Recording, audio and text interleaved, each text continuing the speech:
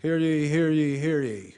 All persons are commanded to keep silent on pain of imprisonment while the Senate of the United States is sitting for the trial of the articles of impeachment exhibited by the House of Representatives against Donald John Trump, President of the United States.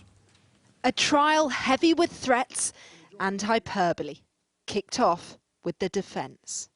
We believe that once you hear those initial presentations, the only conclusion will be that the President has done absolutely nothing wrong, and that these articles of impeachment do not begin to approach the standard required by the Constitution. The President's lawyers were brief. Democrats opted for breadth, with a lengthy argument about process and partisanship. Let me be blunt. Let me be very blunt. Right now, a great many, perhaps even most Americans, do not believe there will be a fair trial. They don't believe that the Senate will be impartial. They believe that the result is pre-cooked. The President will be acquitted. Not because he is innocent, he is not, but because the senators will vote by party and he has the votes. There was no time for weighty evidence. Instead, a full day dominated by the dispute over timings and witnesses.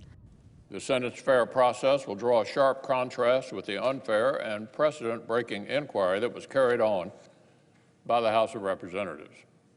The McConnell resolution will result in a rushed trial with little evidence in the dead of night. If the President is so confident in his case, then why won't he present it in broad daylight? But there was some light for those who view this as a cover-up. The build-up to this impeachment trial has been acrimonious and uncompromising. Republicans have delivered some last-minute concessions, though. Each side will now get 3 rather than 2 days to make their case, but still only 24 hours in total. Mr. President, would you try and block John Bolton from testifying? In Davos, the gesture of a president who's sick of the scrutiny.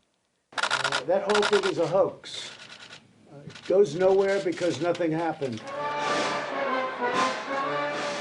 Impeachments are permanent, but Bill Clinton, the last man to face this process, was acquitted and quickly embraced.